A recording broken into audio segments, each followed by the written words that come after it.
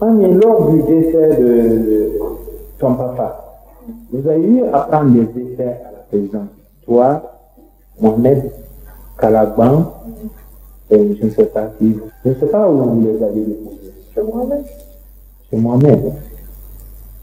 C'est-à-dire que quand papa est décédé, on nous a dit qu'on devait, que le Premier ministre devait prendre le pouvoir. Donc, nous avons proposé, personne ne l'a demandé, hein, de mettre de l'ordre dans le bureau. Parce que moi, 2 jours avant la maladie de papa, j'étais à son bureau. Parce que je venais tout le temps, chaque fois que j'avais le temps, je venais mettre de l'ordre dans son bureau, je venais l'aider parce que les filles ont plus ce temps-là. Donc, je savais à peu près la pagaille qu'il pouvait avoir par-ci ou par-là. Donc, quand il y a eu les décès, lorsque nous sommes revenus, on a décidé d'aller mettre de l'ordre et prendre ses effets personnels. On a mis tous les dossiers. Par exemple, tout ce qui était des ambassades, s'ils ont bien fouillé, ils peuvent voir mon écriture. J'ai mis affaires étrangères, j'ai mis tout dans une chemise. Et c'est comme ça qu'on a tout classé. Parce que comme l'OUA se préparait, il avait préparé des cadeaux, des bijoux, en ivoire avec de l'or. Je crois on devait offrir. Et en plus, il y avait les cadeaux personnels. Parce que il recevait des cadeaux, 5 ans, il n'ouvrait pas. Donc, il ne pouvait même pas savoir ce qu'il y avait là-dedans.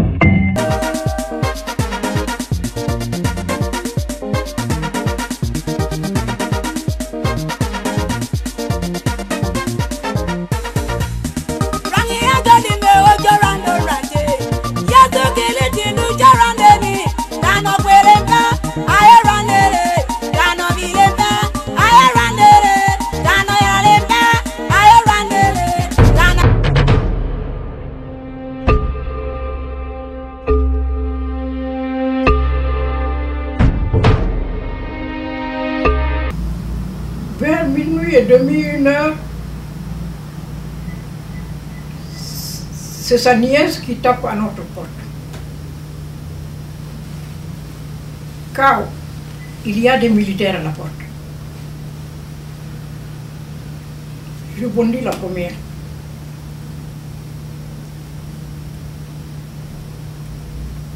Je lui dis où sont-ils? Ils sont à la cuisine. Du côté de la cuisine. Je suis allé. Il y avait la clé sur la porte.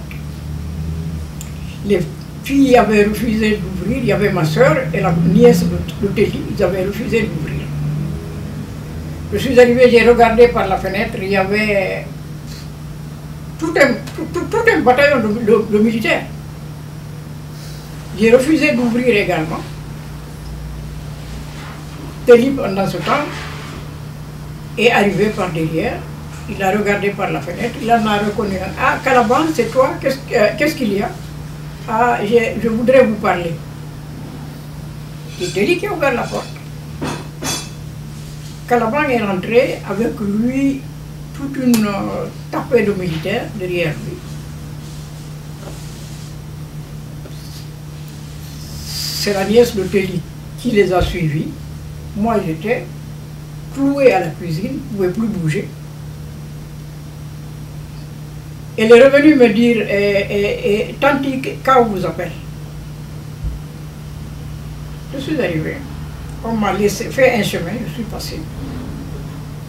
Je suis allé le trouver en train de s'habiller dans la chambre. Je lui ai dit, qu'est-ce qui se passe? Et il me dit, je suis arrêtée. Je me suis assise dans un coin du lit, je l'ai regardé s'habiller jusqu'à la fin.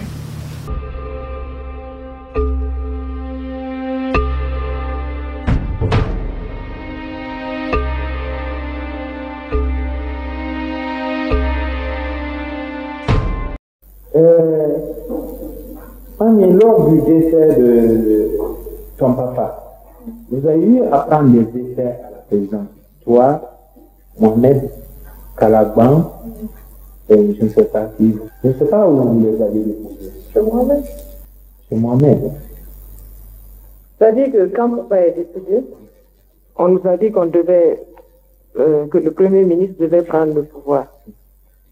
Donc, nous avons proposé, personne ne nous l'a demandé, hein, de mettre de l'ordre dans le bureau. Parce que moi, 2 jours avant la maladie de papa, j'étais à son bureau. Parce que je venais tout le temps, chaque fois que j'avais le temps, je venais mettre de l'ordre dans son bureau, je venais l'aider parce que les filles ont plus ce temps-là. Donc, je savais à peu près la pagaille qu'il pouvait avoir par-ci ou par-là. Donc, quand il y a eu les décès, lorsque nous sommes revenus, on a décidé d'aller mettre de l'ordre et prendre ses effets personnels. On a mis tous les dossiers. Par exemple, tout ce qui était des ambassades, s'ils ont bien fouillé, ils peuvent voir mon écriture. J'ai mis affaires étrangères, j'ai mis tout dans une chemise. Et c'est comme ça qu'on a tout classé. Parce que comme l'OUA se préparait, il avait préparé des cadeaux, des bijoux, en ivoire avec de l'or. Je crois on devait offrir. Et en plus, il y avait les cadeaux personnels. Parce que il recevait des cadeaux, 5 ans, il n'ouvrait pas. Donc, il ne pouvait même pas savoir ce qu'il y avait là-bas. En général, moi, avec ma curiosité, chaque fois que je rentrais au boulot, j'ouvrais et je voyais ce qu'il y avait là-bas. Alors, quand on est venu, tout ce qu'il y avait comme cadeau, il y avait des montres en or, des trucs qu'on lui offrait, des cadeaux, mais qu'il n'avait jamais ouvert, c'était plein de poussière. Donc, on a tout amassé. Moi, je ne pouvais pas amener chez moi, parce qu'avec le décès, j'avais toute ma belle famille qui était arrivée de Kifidou, mes cousins et oncles qui étaient arrivés de Dakar. J'avais plus de 30 personnes, des gens dormaient au salon. Donc, j'ai décidé qu'on amène tout chez Mohamed, parce que lui, il avait un magasin, il n'avait plus de place. Et ensuite, je crois que papa avait reçu ses droits d'auteur. Il venait de recevoir ses droits d'auteur. Moi, je le savais. J'ai dit à Mohamed que papa avait ses droits d'auteur. Je lui ai dit, il a l'habitude de verser à la banque. J'ai dit donc la meilleure solution, c'était qu'on garde jusqu'après le départ de tous ces gens-là, qu'on parte présenter ça au Premier ministre. Donc on a pris le sac. Et pour qu'il n'y ait pas de cafouillage, moi j'ai changé la combinaison du sac. Et j'ai tout déposé chez Mohamed. On a tout déposé dans le magasin de Mohamed.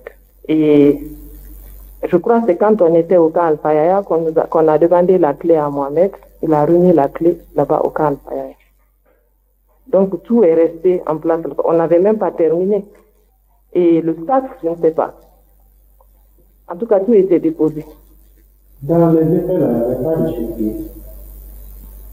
Les banques, etc. Non, ça, je ne peux pas me rappeler parce que les sacs qu'il avait, on a pris intact. On n'a pas ouvert.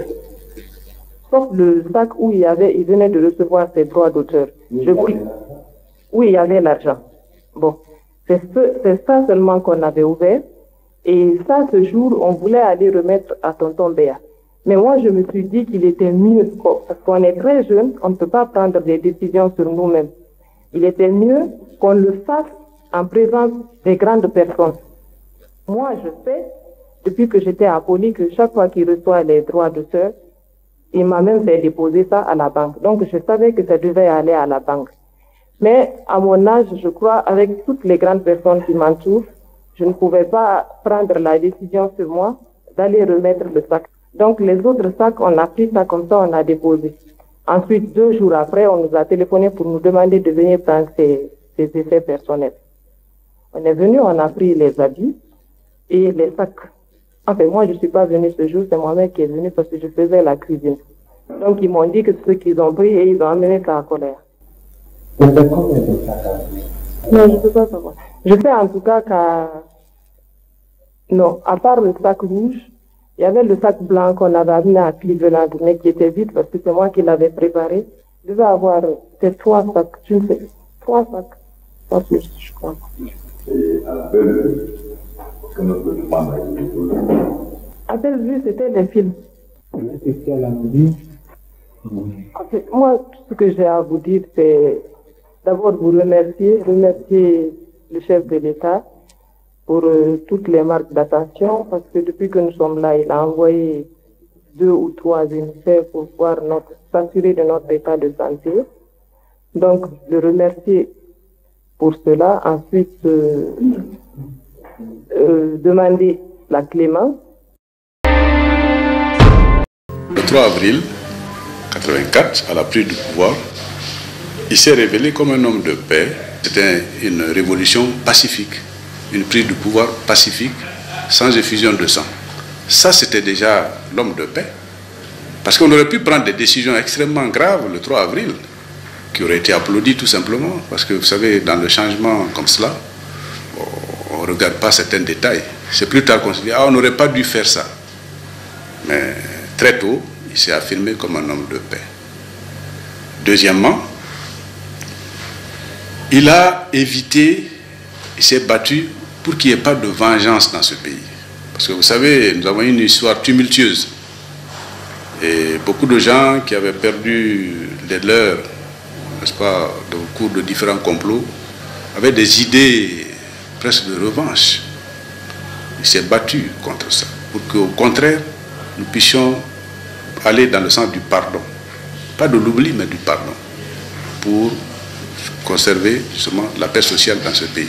Afin qu'on regarde l'avenir avec plus de sérénité, qu'on construise l'avenir de la Guinée. Ça, c'est un acte de paix.